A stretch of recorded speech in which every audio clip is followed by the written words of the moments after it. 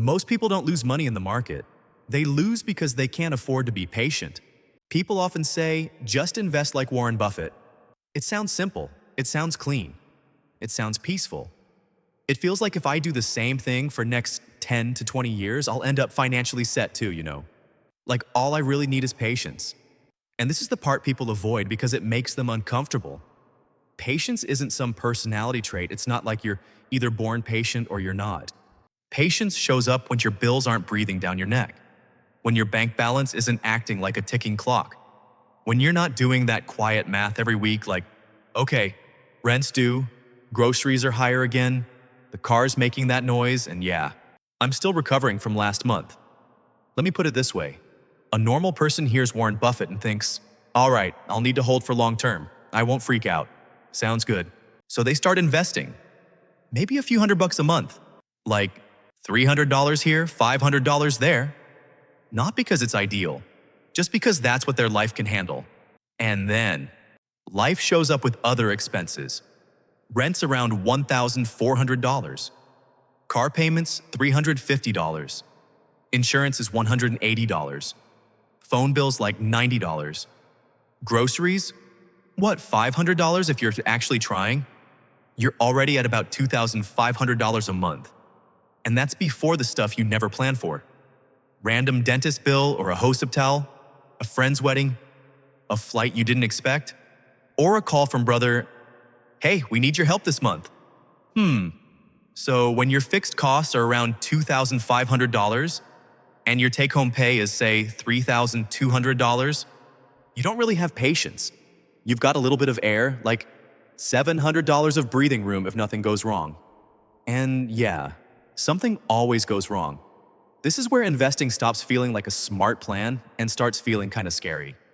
So when the market drops, it doesn't feel like, oh, cool, buying opportunity. It feels personal. Because that $500 you invested this month, that wasn't spare change, that was effort. That was you saying, I'm actually trying to build something here.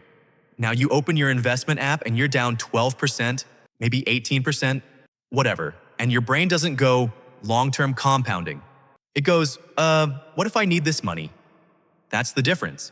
Buffett can watch his portfolio drop by billions and still sleep just fine because he's not one bad surprise away from needing to sell. But seriously, most people are. The market messes with everyone. It just breaks the people who can't afford to wait. Buffett's strategy quietly assumes you can do three things that are actually pretty hard. First, you can keep buying when it feels uncomfortable. Not because you're fearless, but because you're not trapped. Second, you can hold through ugly years without needing the cash. That's not mindset. That's liquidity. That's having money sitting there so you're not forced into dumb decisions. Third, you can ignore short-term noise because you're not trying to prove anything this week. You're not comparing yourself to strangers online thinking, man, I'm behind. That kind of silence costs money. A lot of people just can't afford it. Most people aren't living in quiet. They're living under pressure. And pressure messes everything up. Pressure makes you check prices way too often. Pressure makes every red day feel like a warning sign. Pressure makes you sell just to feel relief. That moment where you go, okay, at least I stopped the bleeding. Even if the bleeding probably would have stopped on its own. And that's why Buffett's strategy doesn't work for most people. Not because the strategy is bad, but because it's being dropped on top of a life with zero margin. Let me say it as simply as I can. You don't lack patience. You lack margin. Margin is when your expenses don't eat your entire paycheck.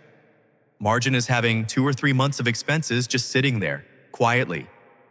If your monthly life costs are $2,500, having $5,000 to $7,500 sitting in cash changes, how your brain works more than any motivational quote ever could.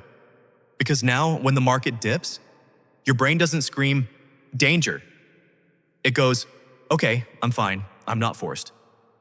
And when you're not forced, that's when long-term thinking finally kicks in.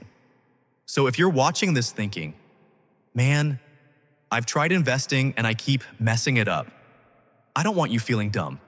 I want you looking at the right thing. It might not be your stock picks. It might be your life setup. Your fixed costs might be too heavy.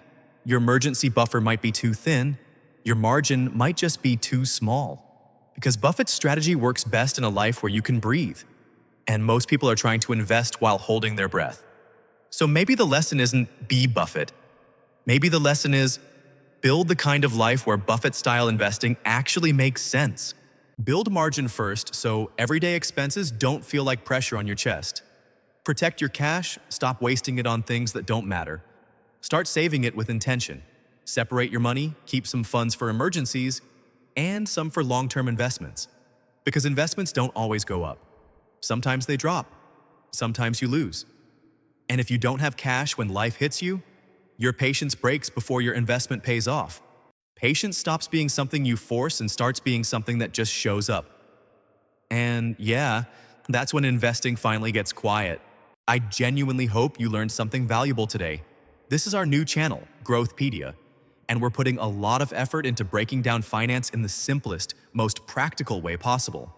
Every image, every story, every explanation, it takes real work. All just to make money easier to understand for you. So if you found this useful, drop a like. It really helps more than you think. Subscribe for more simple, honest money and investing videos. And let me know in the comments how this one felt. Thanks for watching. See you in the next one.